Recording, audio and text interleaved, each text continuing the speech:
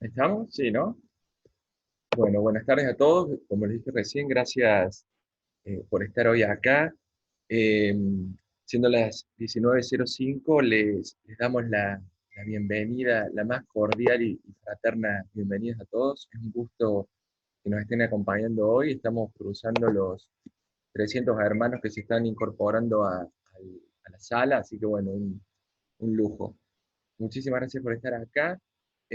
Bueno, no necesita presentación Sergio, todos lo conocen, él es un especialista en Kabbalah y bueno, muy solidariamente se ha prestado hoy para ilustrarnos sobre la Kabbalah. Así que muchísimas gracias Sergio a vos también por ser parte de este espacio que estamos construyendo juntos.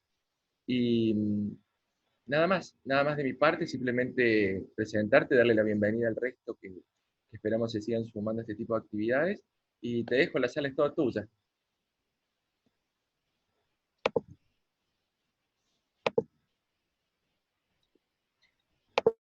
Muchas gracias, Nacho, y bienvenidos todos. ¿Se escucha bien? ¿Sí? Ok.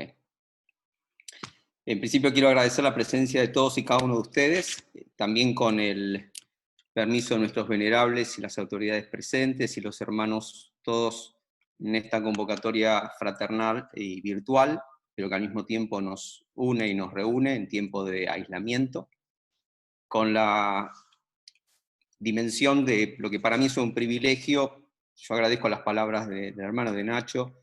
En absoluto me veo en la condición sino de alumno y de estudioso iniciado en lo que la Kabbalah nos transmite a través de la tradición, pero fundamentalmente en esta oportunidad hacer solo una mera y primera aproximación, fundamentalmente por el entusiasmo que genera, por lo menos en mí, ver lo que la Kabbalah, que en el término hebreo hay una analogía con el término de Akbala, que es paralelismo, entre lo que la Kabbalah en su dimensión simbólica ha aportado a lo que la masonería ha desarrollado en sus tradiciones. Y es por eso que esta primera aproximación está justamente orientada no a profundizar, pero sí dar una primer semblanza de cómo se puede conectar esta tradición de la mística judía con aquello que tiene que ver con lo que muchos de ustedes no requieren ninguna instrucción, sino que solo se harán las conexiones y sacarán sus propias conclusiones de cuán rico es este lenguaje simbólico que la Kabbalah propone y que la francmasonería ha desarrollado. Por eso me gustaría comenzar también fiel a lo que es nuestra tradición, eh, bendiciendo y iniciando este estudio con la fórmula tradicional que dice Baruch atah Adonai Eloheinu melech haolam asher kitshanu bemitzvotav vetzivanu la'asok bedivrei Torah. Bendito seas, Dios, fundamento del universo, gran arquitecto del universo, que nos santificas con preceptos como este que nos inicia en los secretos de tu Torah. No sé si todos llegan a ver ahora la pantalla compartida. Simplemente para comentarles que voy a seguir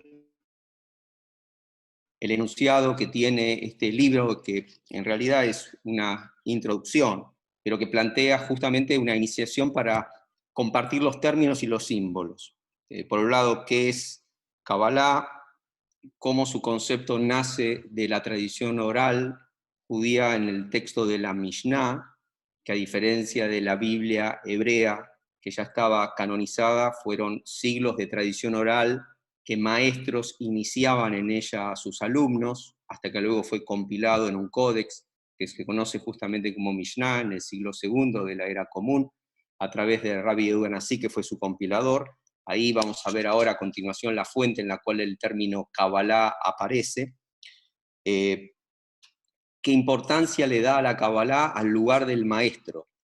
de cómo la dimensión, digamos, del maestro es uno de los puntales que hacen posible justamente la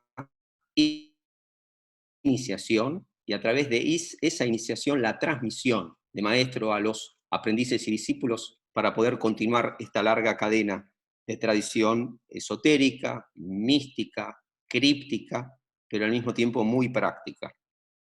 La importancia de que el vínculo entre maestro y principiante o iniciado pueda darse en el marco también de una comunidad, lo que nosotros llamamos fraternidad, y en la tradición mística se conoce como comunidad o keilá, que es agrupar y reunir y unificar a hermanos para que la tradición mística encarne en un cuerpo social que lo sostenga, no por la erudición del saber, sino por la práctica del ser. Por lo tanto, esta dimensión íntima y personal de la unión mística es intransferible, pero solo es posible de ser realizada en la medida en que el individuo forma parte de algo más extenso que el mismo, que es esa comunidad, célula madre de lo que se extiende luego como sociedad, y así sucesivamente hasta llegar a la humanidad. La dimensión del entrenamiento y la disciplina, para que el iniciado a través del maestro adquiera conocimiento que se asocia en la práctica. Esta tradición explica que no hay conocimiento que perdure sino a través de la práctica que la sostiene. La Kabbalah y sus categorías, este es un mundo vasto de muchísimas expresiones y también de muchísimas concepciones de lo que se entiende como Kabbalah, y por eso es importante que no se tome ninguna de mis aseveraciones, ni mucho menos presentaciones como monolítica, exclusiva o excluyente, o una sola verdad. Aquí, no sé si ustedes llegan a poder verlo ahora, les comparto una presentación conceptual de lo que se entendió a lo largo del tiempo como Kabbalah. No sé si ahora ustedes lo pueden ver, este texto. ¿Se llega a ver? ¿No? Déjenme buscarlo otra vez. ¿Ahora? Ahora sí. Aquí lo que usted... Es muy grande, está muy grande. Bueno, aquí lo que hay es una presentación conceptual de lo que significó durante muchísimo tiempo este cuerpo del saber, que es la Kabbalah, y voy a querer de alguna manera presentar en el breve plazo que podemos dos conceptos, de dónde surge el término y un kit de herramientas que usa el maestro y el discípulo en términos de la Kabbalah, que se conoce como árbol de vida, o Sefirot, las emanaciones y los atributos de la divinidad, que dan paso a otro capítulo que es el camino de la iniciación. Luego hay ejercicios, que no vamos a poder presentar todos hoy, pero por eso estoy siguiendo el índice del libro de Kabbalah GPS para el alma, que son los ejercicios vinculados a la vida como primer acto de recepción en la mística, el ejercicio de estar con uno mismo, el autoconocimiento y la mejora y la superación en la evolución a través del tikkun, que es perfeccionamiento, reparación. ¿Cuál es la dimensión en la conciencia del tiempo y del espacio? ¿Y cuáles son las construcciones simbólicas para ambas dimensiones? ¿Cuál es la relación entre el estudio y la meditación?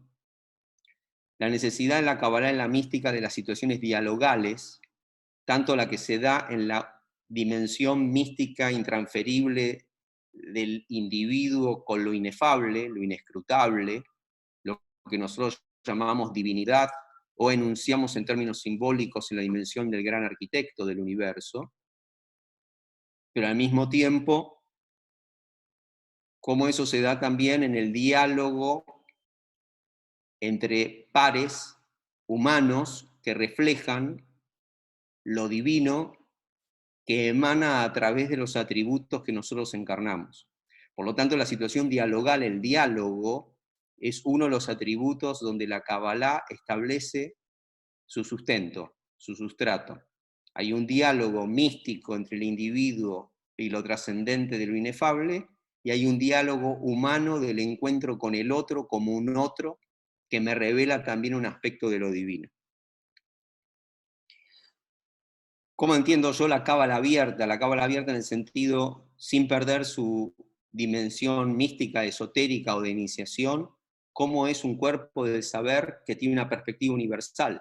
Porque si bien desde mi particularidad no puedo presentarla sino a través de la cábala como expresión de la mística judía, la cábala es una expresión particular de una dimensión universal humana de interpelación sobre el misterio. Y cómo descifrarlo en su dimensión que ya no es ni literal, ni alegórica, ni tampoco de la explicación sociológica, antropológica o científica, sino en el plano de la conciencia, en la dimensión del misterio. Pero hay cábala también cristiana, y hay cábala vinculada a las diferentes corrientes del gnosticismo. Hay diferentes cábalas que evolucionan a lo largo del tiempo, y también en el Islam, el sufismo y otras tradiciones de Oriente, porque cabe destacar que gran parte de la raíz de la cábala se inició justamente en Oriente, y luego se hizo tanto occidental como finalmente luego cristiana. Es por eso que apelo a una cábala abierta que sea posible de ser compartida y entendida en su dimensión más universal. Hay un punto también que es lo que yo propongo como meditación sobre la Sefirot, que ahora a continuación vamos a ver, que lo que plantean es el trabajo de la interioridad que nos dan estas herramientas, muy similar al trabajo que nosotros realizamos a través de la simbología y las tradiciones masónicas.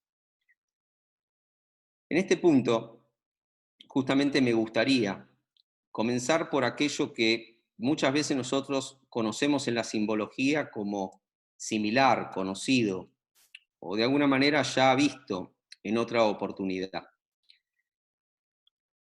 El primer aspecto que a mí me gustaría comentar es que nosotros podemos, en la tradición mística, encontrar diferentes niveles de acceso. Diferentes niveles de acceso significa que cómo nosotros el texto lo vamos a interpretar va a cambiar nuestra perspectiva. Y es por eso que la tradición comienza justamente en este versículo que yo les comentaba, que era la Mishnah, la tradición oral, donde aparece la palabra Kabbalah.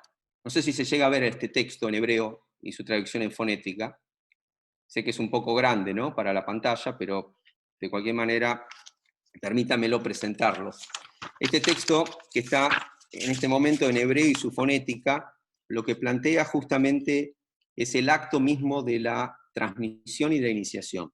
La Mishnah enseña, Moshe Kibel Torah, Misinai, Umesaral y Yoshua. Dice, Moisés recibió la Torah en el monte Sinaí y se la transmitió a Yoshua. Aquí me voy a detener justamente para compartir con ustedes el origen del término Kabbalah. Kabbalah significa recepción, es lo recibido. Del verbo lekabel, acá por eso Moshe dice Moshe kibel, Moisés recibió Torah.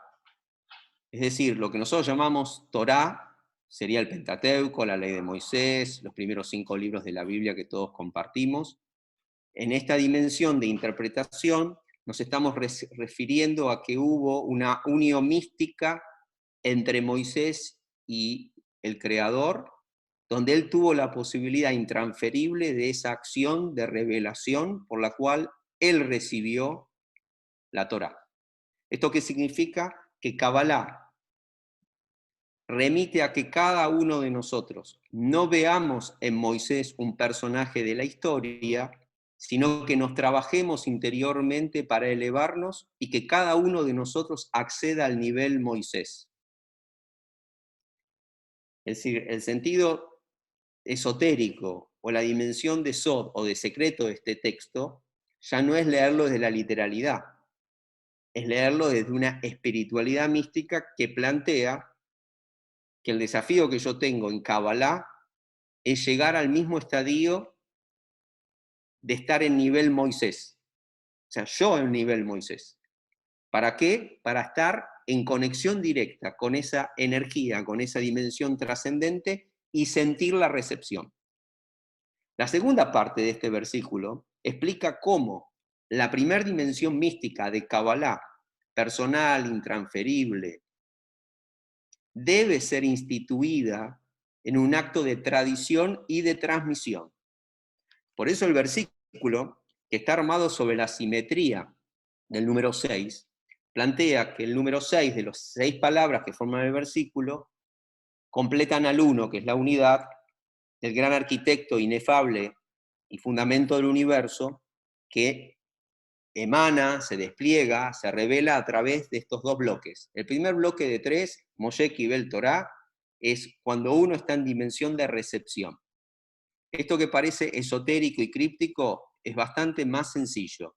Es lo que todos nosotros tenemos como experiencia inefable, espiritual, de asombro, de misterio, de temor reverente que no es miedo ni pánico. Es la dimensión por la cual, por ejemplo, uno está frente a algo imponente, puede ser la misma naturaleza, y percibe que está conectado con algo de otro orden.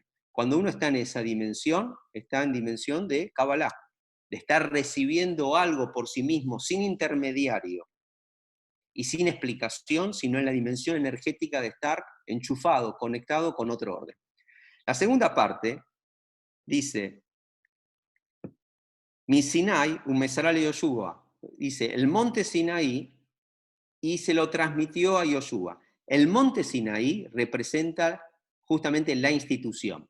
¿Por qué es tan importante para la tradición la institución? Porque ya no se trata de Moshe, de Moisés, la persona, sino del Sinaí, que es el acto fundante por el cual nuestro pueblo dejó de ser personas físicas, individuales, dejamos de ser tribus aisladas y nos transformamos en pueblo y nación por haber recibido la ley. En este punto es muy importante diferenciar la dimensión individual de unión mística en la subjetividad con la cual uno vive esa conexión con lo inefable, a las instituciones que establecen la ley para el orden social de nuestros pueblos. Es decir, el pueblo de Israel se hace pueblo de Israel por el Sinaí, por la ley, y no por seguir un hombre, ni siquiera el mismo Moisés, y tampoco por hablar en nombre de Dios, porque Dios se revela a través de la alianza de una ley. Por lo tanto, la fidelidad a ese Dios es a través del Sinaí, y ya no de Moisés. El Sinaí como institución nos genera a nosotros una fidelidad institucional que lo da ¿qué? Lo que llama acá un Mesarale Yoshua, la tradición. De ahí la importancia de la tradición, es decir, mística de iniciación, experiencia subjetiva individual de conexión con lo inefable, requiere de soporte en la institución y en la tradición que la preserva, para habilitar a cada individuo fiel a esa tradición y parte de la institución a que haga su conexión. Pero no hay posibilidad de mística de Kabbalah, sino en el marco de una tradición regulada por una institución.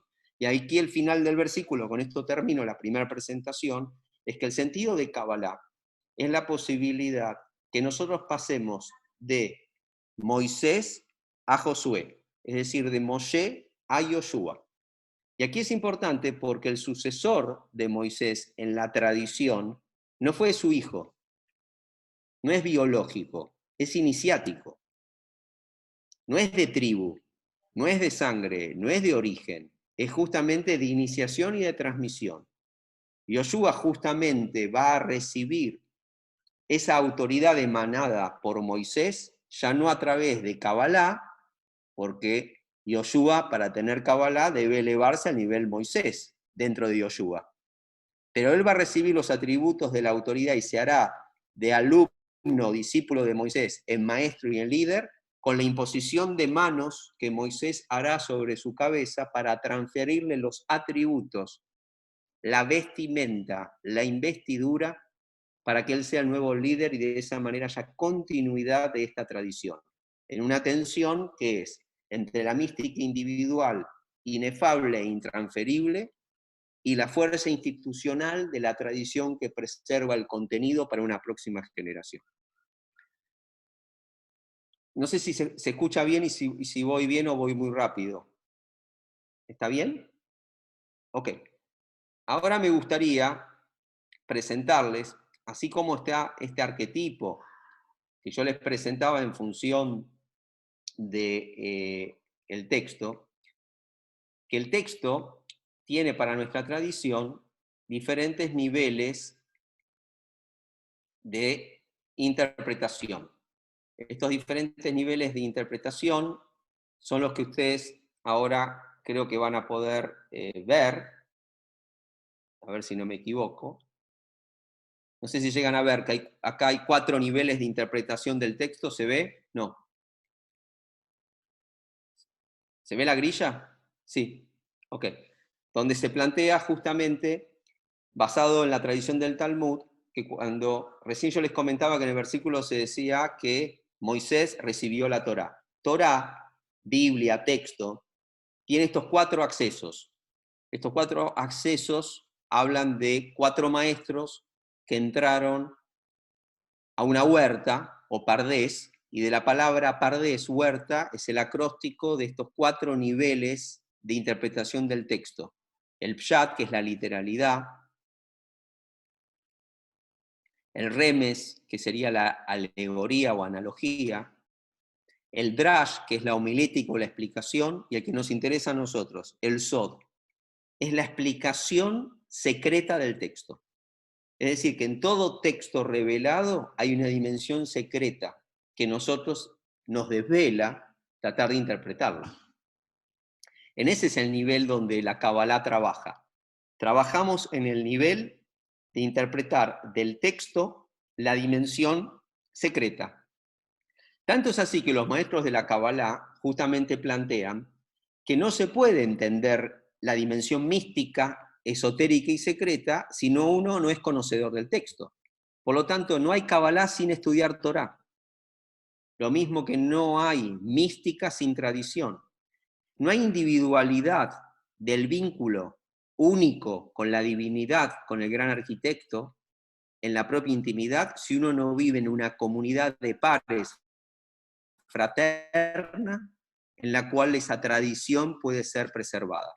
Y para nuestra tradición, para hacerlo un poquito más resumido y no extenderme en toda la Torá, quiero utilizar algo que todos compartimos y conocemos, que es el tetragramón, que es el nombre inefable de la divinidad que no puede ser nombrada, y aquí otra vez la atención, tiene letras de un nombre que no puede ser nombrado, y no sé si ustedes ahora pueden ver el dibujo el ideograma que estoy presentando, no sé si se ve, son las 4 letras en hebreo, una encima de otra, que es Yud, Hei, Vav, Hei, que sería YH de corta H, que es justamente lo que la tradición más tardía de las traducciones, tanto en la Vulgata, lo que fue, digamos, al griego y al latín, después de la Biblia, se vocaliza como Yahvé. Cuando nosotros vocalizamos el nombre de Dios que no se puede pronunciar, en la tradición hebrea decimos Adonai, nuestro Señor, etc. La Kabbalah habla de los 70 nombres de la divinidad, pero el nombre de Dios no se pronuncia, pero tiene nombre en el acróstico de estas 4 letras. Al vocalizarlo se puso Yahvé, pero en realidad no es Yahvé, sino que es estas 4 letras. En estas 4 letras, la mística justamente trabaja las dimensiones de la interpretación del Sod, del secreto. Voy a compartir con ustedes solo una, que tiene que ver justamente con lo que la tradición mística hace con el tiempo. Cuando Moisés, justamente, que lo estamos tomando como el arquetipo o el prototipo, ya no de un personaje histórico, ni tampoco mítico, sino como un modelo al cual nosotros apelamos una construcción en nuestra interioridad. Aquí, por supuesto, ustedes van a encontrar una gran similitud con Jung, o sea, con Jung y con todo lo que él trabajó sobre los arquetipos, y cómo él también se sostuvo sobre este tema. Aquí ustedes tienen cómo Dios, representado en el tetragrama, se presentó ante Moisés. Aquí ustedes tienen el versículo en las letras hebreas que dice, Eye asher Eye, soy el que soy, seré el que seré. Cuando Moisés, vuelvo otra vez a la figura de la primera explicación, ustedes piensen en Moisés, no en el personaje histórico que relatamos en la narración bíblica. Pensémoslo a Moisés como nosotros mismos en un estado de conexión con lo inefable. Y le preguntamos al inefable, ¿cómo te llamás? Decime tu nombre. Lo inefable contesta y dice, soy el que soy, seré el que seré. ¿Cuál es la importancia? Que las letras hebreas del tetragrama del nombre divino impronunciable son las mismas letras que se usan en hebreo para los 3 tiempos. Ayá, Ové y E. Fui, soy y seré. Lo que explica justamente que solo aquel que accede a la dimensión mística puede transportarse en las dimensiones del tiempo pasado, presente y futuro. Es decir, en otras palabras, que solamente aquellos que llegan a una elevación de unión, de comunión, de conexión con la intensidad, que son fragmentos a los que uno puede acceder a través de la contemplación, de la devoción, de la meditación, del estudio o de la introspección, se diluye la dimensión terrenal y material del tiempo, porque uno entra en una otra. Aquí, saliendo del uso de las palabras, vamos a ver ahora 2 aproximaciones. Una es, si este principio de la Kabbalah, que es la transmisión a través de la iniciación, de entrar yo a una dimensión en la cual me conecto con lo inefable, lo que no tiene representación, se encarna en la transmisión a través de un artefacto que son los símbolos que las culturas y las tradiciones usamos para representar lo que apelamos decir, aunque sea imperfectamente, y al mismo tiempo lo que necesitamos tener como recurso para transmitir. Yo quisiera justamente que vean cómo la Kabbalah y la tradición masónica comparten simbologías. No sé si llega a ver este dibujo. Se ve, bien. No hace falta que explique absolutamente nada sobre los atributos del dibujo que aquí estoy presentando ante ustedes, pero sí me gustaría hacer 2 conexiones, a pesar de la limitación que tenemos del tiempo. Una es cómo la Kabbalah construye la aproximación a la divinidad a través del arquetipo del Sagrado Templo de Jerusalén, y por otro lado, cómo lo hace a través del arquetipo del árbol de la vida, a través de la Sefirot.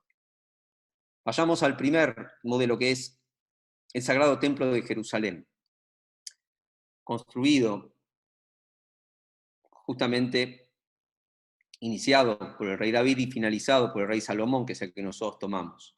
La majestuosidad de esta imagen o este grabado habla de la imponencia del lugar al que el pueblo de Israel debía acceder. Y para poder acceder había puertas, y había accesos, y había niveles. Y dentro de las castas del pueblo de Israel, no todos podían entrar al mismo lugar. Estaba Israel, que llegaba a un lugar, los levitas llegaban a otro lugar, los coanim, los sacerdotes, llegaban a otro lugar, y solo el sumo sacerdote, con su pectoral de 12 piedras, con sus vestimentas especiales, podía entrar al lugar más sagrado en el día más sagrado, que era el Sancta Sanctorum, en el día del perdón, Yom Kippur, y podía, en ese acto de comunión, de iniciación y de no transmisión, pronunciar él el nombre inefable de Dios que se conocía. Luego ese conocimiento que estaba en manos del sumo sacerdote y se transmitía por iniciación de generación en generación, se perdió. Y justamente una de las tradiciones que busca recuperarlo, reiniciarlo y transmitirlo es justamente la Kabbalah. La Kabbalah lo que busca es que eso que en ese momento se había recibido y se perdió, se vuelva a recuperar, para volver a tener el poder energético que el nombre de Dios asume. Aquí no me voy a extender, solamente entre paréntesis quiero comentar que para la Kabbalah la conexión entre las letras y la energía es una. O sea, cada letra es una energía. No solamente una letra es una energía, sino que la combinación de las letras producen combinaciones de energía.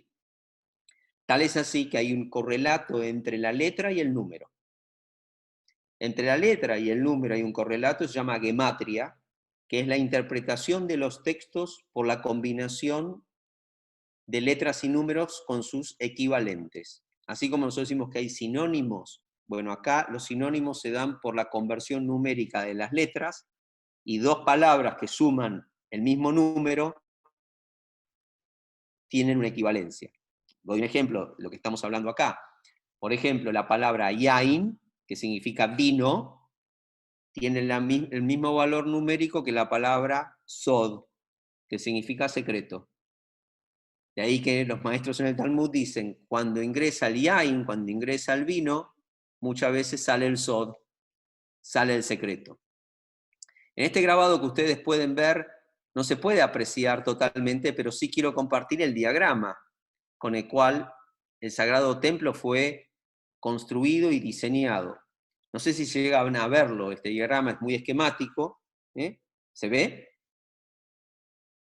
Y marca justamente la dimensión de Oriente, la asignación del Sancta Sanctorum, los lugares medidos en codos, y esta construcción del Templo de Jerusalén estuvo basado en la primer construcción, que era la tienda de reunión o el Moed, durante el peregrinar por el desierto.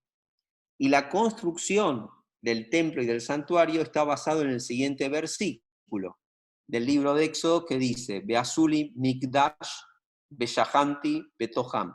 Háganme ustedes un santuario para que yo more entre ustedes. Aquí viene un principio muy importante de la conexión entre lo místico del santuario y lo místico del desafío masónico. ¿Por qué? Porque el precepto plantea que no hagamos una construcción de un santuario para que Él habite en el santuario. El versículo dice otra cosa, dice, sean ustedes mis constructores, tallen ustedes la piedra, cincelen y armen mi lugar, porque yo voy a morar no en ese lugar, sino moraré entre ustedes. Es decir, la morada de lo divino del gran arquitecto es encomendar la construcción a sus constructores, pero plantearles que su presencia va a estar entre ellos porque están construyendo juntos en su nombre. No que están construyendo un lugar material donde él puede estar, sino solo puede estar a través de la construcción compartida. De ahí la importancia del oficio y de ahí la importancia del trabajo. De esa construcción y de esa arquitectura terrenal y material en la materia de nuestras manos, en la obra de nuestras manos, en nuestro tiempo terrenal y material, con el solo fin de emular el tiempo celestial de la construcción de esa catedral que está en el cielo, que es imagen y semejanza de la que nosotros pretendemos construir en su nombre aquí en la tierra. Ahora, en esta misma dimensión,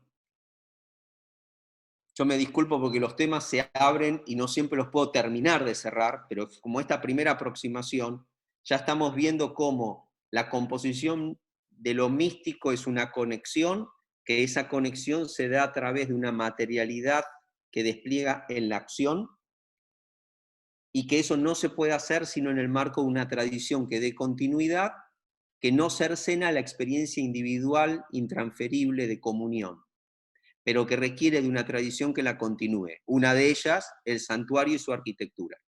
Vamos a ver ahora otra, que es justamente lo que yo planteo en el libro de introducción, El árbol de la vida, o lo que se conoce como las sefirot. Las sefirot son las emanaciones o los atributos de la divinidad que se manifiestan en lo creado. De alguna manera, el cabalista lo que propone es que nosotros debemos operar en este mundo de manera especular con el mundo superior, y que nuestra tarea en este mundo como criaturas creadas no es esperar del cielo, sino en nombre del cielo hacerlo aquí en la tierra. Por lo tanto, nos pone en la tradición mística y también masónica, como protectores de un legado, pero como actores de transformación, de no esperar que el cielo haga lo que nosotros no somos capaces de hacer aquí en la tierra. Y esta tradición fundamentalmente dio origen a una rama de la Cábala que se llama Cábala luriánica, basada en las enseñanzas del rabino Isaac Luria, el León, el Ari, de la ciudad de Safed, en la tierra de Israel, que planteó justamente que la teosofía y la cosmogonía, es decir, cómo explicamos a Dios y cómo Dios creó el mundo, se explica a través de un proceso que se llama tzimtzum, o constricción, o repliegue de la divinidad en el espacio material de lo creado. No sé si llegan a ver este diagrama, que está traducido al español, donde plantea justamente en la parte superior las dimensiones del infinito, de la Ein Sof, de lo inefable, de lo inacible, la conexión con cómo eso inefable e inacible baja a lo terrenal a través de 10 dimensiones, que son las 10 sefirot, y que eso se produce justamente por un primer acto que se llama Tzimtzum, que es, dado que Dios, el gran arquitecto, ocupaba todo, el primer diseño de arquitectura que nos propone la Kabbalah para que haya lugar para lo creado, es que el gran arquitecto se repliega sobre sí mismo. O sea, la primera acción de diseño es si es omnisciente, omnipotente, todopoderoso. No hay lugar para la creación si todo es Él. Por lo tanto, lo que explica la tradición mística de la Kabbalah es que la primera acción que Él realiza es replegarse sobre sí mismo para generar el vacío.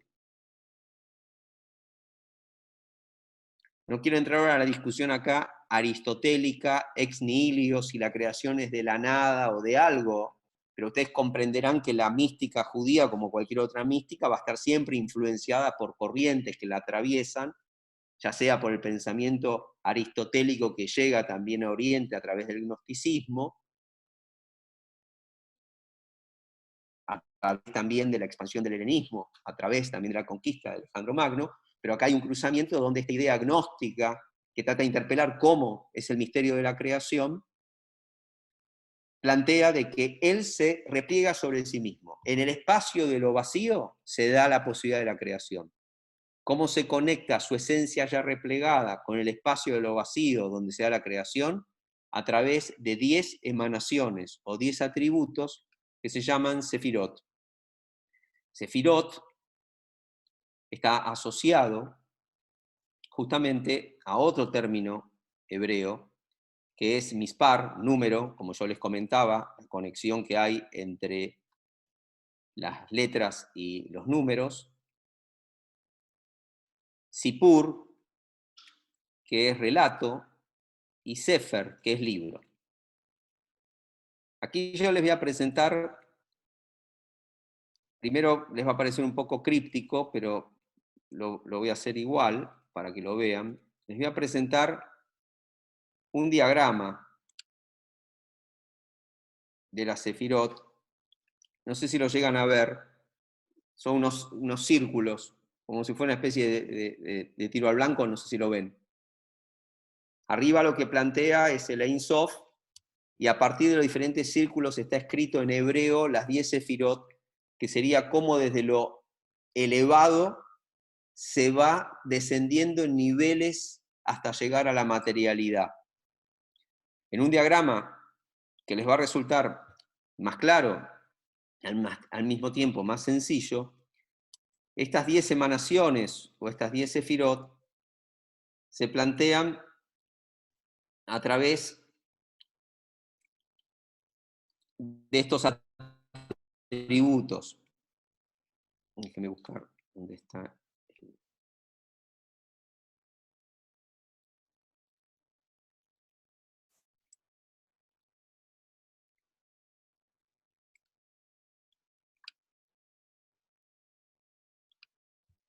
¿Lo llegan a ver? Es un diagrama con colores, con esferas. Ok.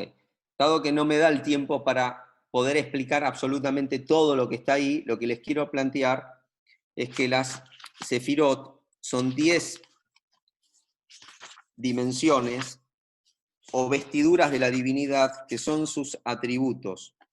Esos atributos, que yo ahora quiero simplemente resumírselos, son 10, que van desde el más elevado, que se llama Keter, que es la corona, que plantea justamente al gran arquitecto como rey y soberano, en el sentido de que todo lo que nosotros hacemos en la tierra aspira a ser coronado, es decir, llegar a una dimensión trascendente por la cual dejemos huella y trascendencia. Es el lugar más cercano con lo celestial. La segunda se llama Jochma, que es sabiduría. La sabiduría debe diferenciarse de la tercera, que se llama Binah, que es entendimiento o inteligencia. La mística judía plantea con claridad algo que nosotros, en el sentido práctico, también aprendimos, que es más elevado ser sabio que inteligente. Es decir, el lugar más elevado es la Jochma, que Binah, pero que es necesario. Luego sigue con la misericordia y la bondad, Gesed.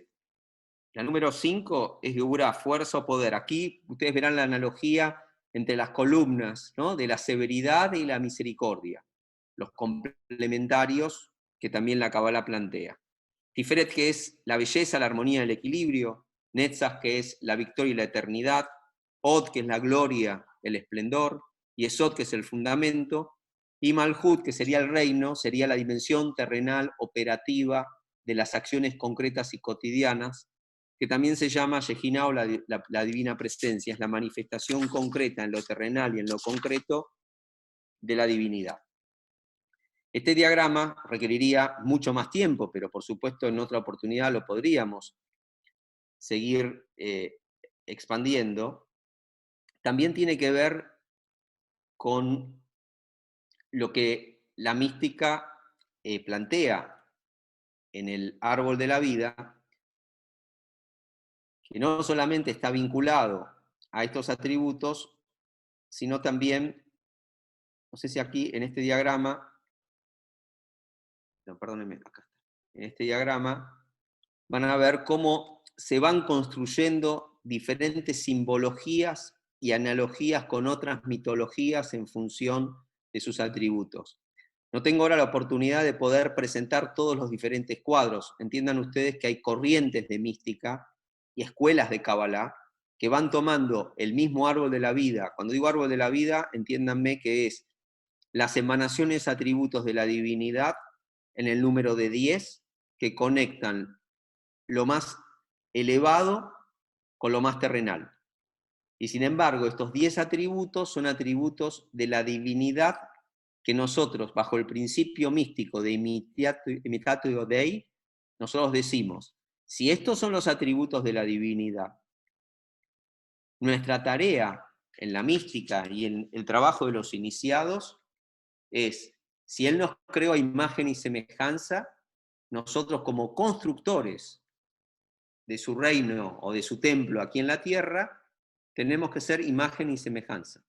Es decir, que las sefirot son de alguna manera atributos para entender la personalidad de la divinidad o del gran arquitecto, pero no para interpelarlo a él, sino para recibir la interpelación que nos hace. En otras palabras, si nosotros hablamos, por ejemplo, del atributo de la sabiduría y decimos la divinidad del gran arquitecto es expresión máxima de sabiduría, la pregunta, el trabajo del místico, del iniciado, ¿cuál es? Tender a ser sabio. Si nosotros decimos que Él es misericordioso, ¿cuál es nuestro desafío? Desplegar la misericordia. Es decir, que estas 10 dimensiones, en vez de ser ropajes de la divinidad, son ropajes con los que nosotros nos investimos. Y el juramento que nosotros hacemos, o la promesa, es de comportarnos de acuerdo a los atributos de las 10 sefirot, para construir la Jerusalén de abajo como fue construida la Jerusalén de arriba, para construir el templo terrenal en la tierra como fue construido el templo en el cielo. Es decir, el plano, el molde, el arquetipo es una guía, pero nunca el trabajo terminado por nuestras manos. Por eso las sefirot son una especie de espejo, reflejo, asintótico al que no llegamos, pero que es, por eso yo lo llamo el GPS de nuestro alma o de nuestro ser. Son las herramientas o el kit que nos permiten hacer el viaje, que no nos asegura llegar a destino, pero nos permite tener el compás de plantear nuestra escuadra para justamente, si el territorio no es el mapa, que el viaje tenga un norte. Y el norte obviamente es oriente, pero para poder llegar a él hay que poder calibrar justamente estas herramientas, llamémosla, de navegación. En este contexto, quiero plantear, y sobre todo también en un día como hoy, si me permite una pequeña digresión, hoy comenzó el sagrado mes del Ramadán, que es el mes de ayuno para nuestros hermanos musulmanes, que siguen la tradición de Muhammad, la paz y la verdad con él. Quiero mostrarles una pequeña cita de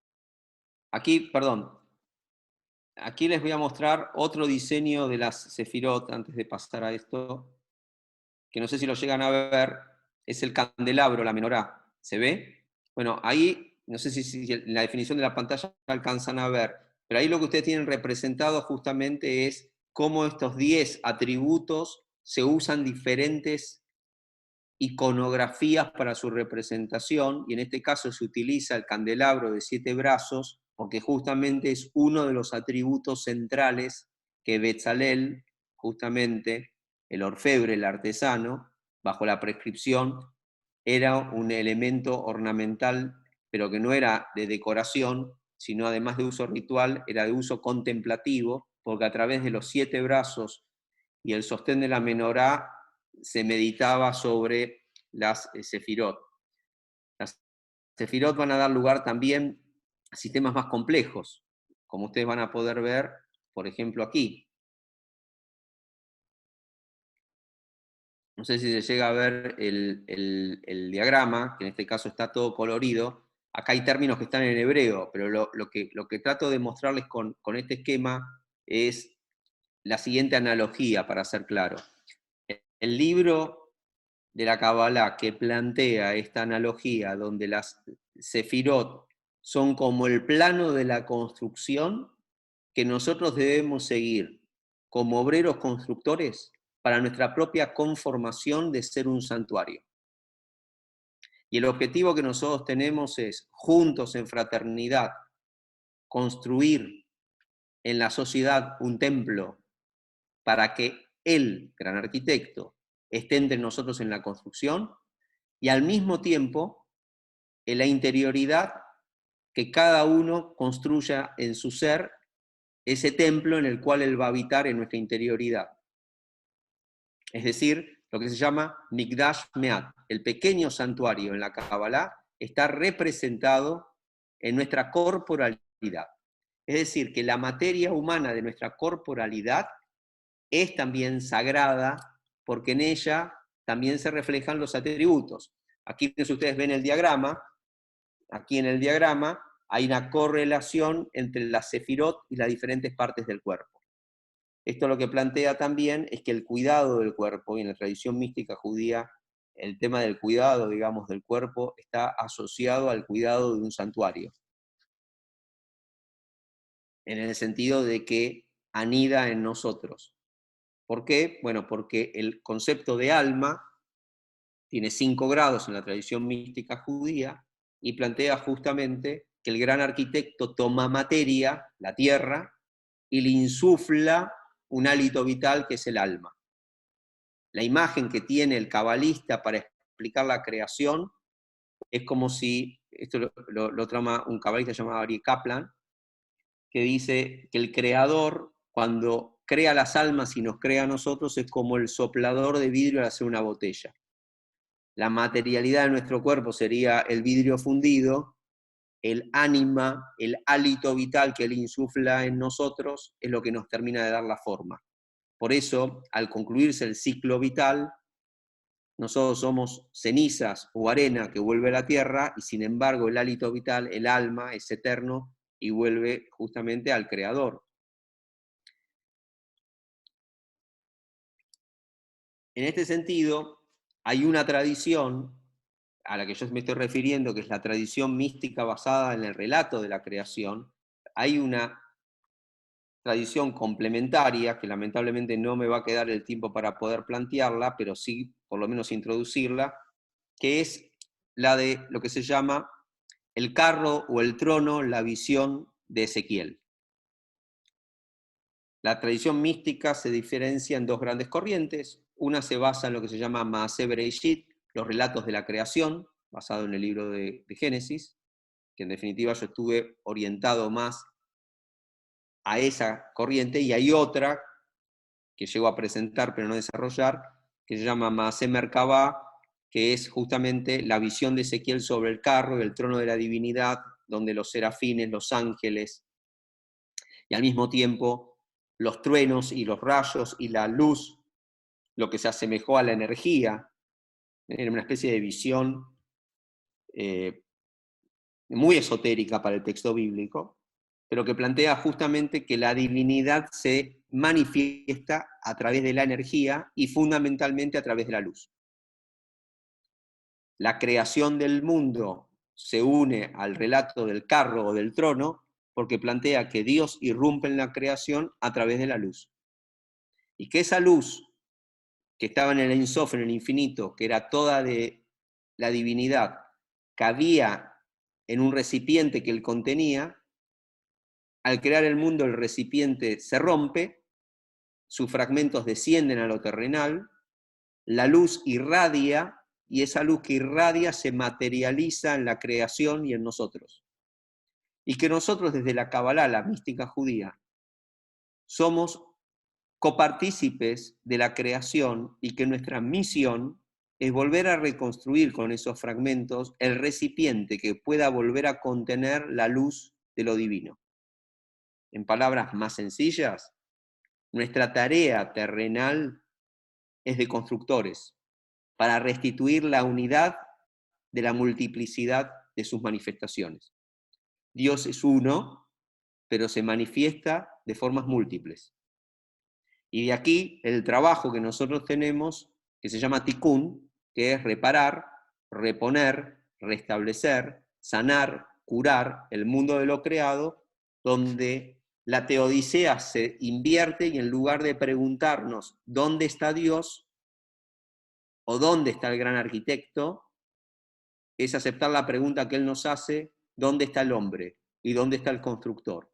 ¿Y dónde estamos nosotros como socios y copartícipes de este mundo de lo creado? En otras palabras, lo que va a plantear es que a través del Tzimtzum, a través de haberse replegado, a través de esa acción de su introspección, Dios se fue del mundo. Y una vez que se fue del mundo, nos lo entregó. Al entregarlo, nos hace a nosotros responsables de cómo vamos a velar y cuidar por su mundo. Y ahora las preguntas vienen en el orden inverso. Él nos pregunta qué estamos haciendo con la creación y con el mundo que nos dio. Y la manera de tener esa conversación o esa comunicación es justamente a volver a ser uno. No sé si llegan a ver ustedes ahora el diseño, el ideograma que les estoy presentando, no sé si llega a ver. Se ve el dibujo, es la Aleph. Es la letra Aleph, es el número 1, es la unidad. En esta letra Aleph, en diferentes lugares, están las 10 sefirot, las 10 emanaciones de la divinidad. Lo que plantea justamente este principio de la Kabbalah, y disculpen que me estoy extendiendo unos minutos más de lo que teníamos pautado, pero para cerrar esta idea, no sé si estamos bien, ¿el tiempo? Sí, bueno, hágame una señal, yo sigo, está ok, unos minutos más, bien, perfecto. Lo que plantea aquí es que el mundo de lo creado empezó con el Aleph, con el 1. Aquí ustedes van a ver una gran similitud y conexión con otro estudioso de la Cábala, que fue el gran genio de Borges, que era realmente un amante de la Cábala y del Aleph en particular. Dice, el mundo es creado por el uno. Sin embargo, en la aritmética de la mística, dice, nunca digas que 1 más 1 es 2, sino que 1 más 1 es 3. Y aquí lo que ustedes van a empezar a ver, lo que plantea justamente es la conexión entre el Ein Sof, lo inefable, el lugar cierto del gran arquitecto, y el trabajo de la materialidad donde transcurre la dimensión de lo humano. ¿Qué es lo que plantea? Dice, y acá ustedes van a ver la simbología que es originalmente judía y bíblica, luego se hizo mística y finalmente, como yo les comentaba, se hizo cristiana. Porque el principio de que 3 es 1, o de la Santísima Trinidad, tiene que ver con este primer principio que plantea lo siguiente. La divinidad, y solo la divinidad, es uno. En él, el uno es único e indivisible. Es decir, tiene unicidad, originalidad, integridad, indivisibilidad, pero múltiple manifestación. Cuando ese uno, el Aleph, se manifiesta e irrumpe en el mundo de lo creado, expliqué por lo menos 2 o 3 modalidades de cómo se da esa creación. Por ejemplo, vuelvo a la de Isaac Luria. Dice, bárbaro, ¿cómo hace el uno, que es todo para que haya creación? El uno se contrae, genera el cero, la nada, digamos, o el todo, como quieran verlo, y dentro de ese cero o la nada, producido por el uno, toda cosa que va a ser creada va a ser dual. Va a ser en base 2. Va a ser severidad y misericordia, luz, oscuridad, bien y mal, arriba, abajo. Bueno, yin y yang si quieren. Lo importante es que cuando se pasa de la dimensión de uno y único, de la totalidad integrada en una coherencia consistente, que lo ponemos solos, les diría como un seguro de caución, en Dios, un gran arquitecto, no sea cosa que haya un humano que se quiera atribuir todo eso, ¿no? La omnipotencia, la omnisciencia, la verdad con B corta en mayúscula en lugar de la verdad con B corta en minúscula, que es la única posible en lo humano. Cuando se da la creación, todo empieza a ser en base 2, es dual. De ahí que el texto de la Torá, por eso les muestro la Aleph, no empieza con la Aleph. La Torá empieza con Bet, no empieza con la primera letra, empieza con la número 2. Bet de Bereishit, en el comienzo. La Aleph, que es la primera letra, queda en la dimensión de lo divino. El mundo de lo creado empieza a partir del 2, de Bet. Ahora, ¿cuál es el trabajo que tenemos nosotros aquí? Justamente de los opuestos hacer síntesis. Es decir, sumar 1 más 1. Juntar. O sea, unir. Tikkun, reparar, restaurar. Construir el puente. Dialogar. Encontrarnos. A través de la construcción que nosotros hacemos del puente de 1 más 1, decir, bueno, bárbaro, ahora hay 1 más 1 es 2. No. Cuando se junta 1 más 1 y se vuelve a completar y a complementar lo dual y se le da unidad, está la divinidad ahí. Es decir, está 1 más 1 más el 1. Por eso 3 es 1.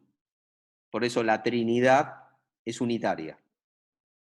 Porque hay un 1 de esos 3 que no es igual a los otros 1.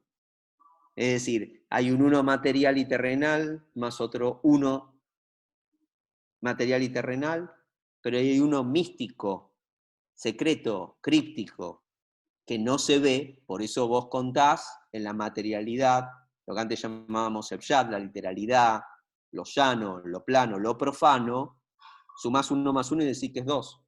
Cuando descubrís el secreto de lo místico, sabés sumar distinto. Y decís, donde 1 más 1 se une, no se acumula, no se junta, no se suma, sino se integra, si no se complementa, si no se eleva, Es 1 más 1 más 1, ahí hay 3. Y 3 es 1. Por eso los números y la comparación de todo esto está vinculado también a un otro libro, que obviamente ya ni puedo presentar, que se llama Sefer HaYetzirah, el libro de la creación, que es el texto cabalístico y místico más antiguo. Muchas de las cosas que yo compartí antes están basados en el libro del Zohar, que es un libro en realidad medieval, atribuido apócrifamente a Rabbi Shimon Bar Yochai, que fue un maestro místico de la época del Segundo Templo, pero en realidad esto se hizo en el siglo XIII por Rabbi Moshe de León, la zona de la mística más prolífica a la que nosotros conocemos hoy, que es la filosófica simbólica, no la cábala práctica o esotérica, se desarrolló en Gerona y en Provenza. Todavía en esa época no había límites entre Francia y España. Y luego se traduce o se lleva en esta última versión que yo les comento a la ciudad de Sfat, en la tierra de Israel. Pero hay una más antigua, que es este libro que se llama Sefer HaYetzirah, el libro de la creación, que místicamente se le atribuye a Abraham el patriarca, suponemos que no es así, pero es muy antiguo, que plantea cómo el mundo fue creado. Y en esa creación del mundo, justamente, una de las cosas que se plantean, y por eso con esto quiero de alguna manera completar o terminar esta parte, no sé si lo llegan a ver, este círculo.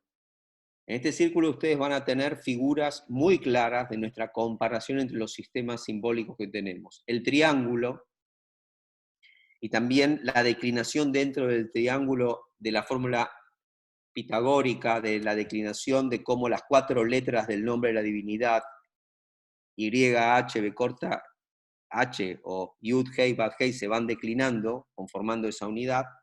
Alrededor hay un círculo donde plantea que la creación del mundo se hizo a través de 32 senderos, constituidos por las 22 letras del alfabeto hebreo y las 10 sefirot, las 10 emanaciones de la divinidad. Es decir, lo que plantea esta cosmogonía, basada en la teosofía, es que Dios el creador utiliza para la creación letras, que son energías, además de la comparación que hicimos antes con los números. Y en estas letras están divididas con el siguiente esquema. Las 3 letras que llaman madre, Aleph, Mem, Tin, Shin, que representan, por su traducción en vinculación en el hebreo, la luz, el agua y el fuego. Luego hay 7 letras que son dobles, representan los 7 brazos del candelabro, representan los 7 días de la semana, representa el número arquetípico del 7. Que no tengo tiempo de completarlo todo, pero seguiría con la secuencia de que 3, ya hablamos, 3 es 1, es la divinidad, es el cielo, el número 4, la dualidad de Apar, el número 4 es la tierra, el número arquetípico de la creación es el 7. Pero aquí, volviendo a lo que estaba comentando, 32 senderos son las 22 letras más las 10 sefirot que antes presenté. Las 22 letras se separan en las 3 que son madres, aire, agua y fuego. 7 que son dobles, y 12 que son las tribus, los meses o los signos del zodíaco.